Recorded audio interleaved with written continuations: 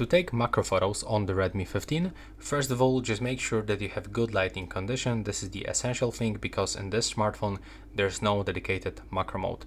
Now I can also recommend you to turn on a flashlight.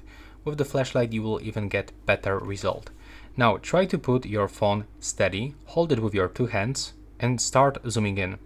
I will recommend you to zoom in up to 3 times I will go actually 3.5. Now try to put it a little bit closer to your subject and hold steady and now click on the shutter. Now the photo was taken and that's the quality, that's how it actually looks. You can actually find some details, some structure here, some mess. So it's not that bad, but for sure there's no dedicated macro mode, or there's even some kind of the pieces of the desk right here. But yeah, that's in my opinion the best way to take this kind of the photos. I will don't use Ultra HD mode because you can only zoom in for the 2 times. In my opinion, good lighting condition, flashlight and the 3.5 zoom is the best quality for macro photos.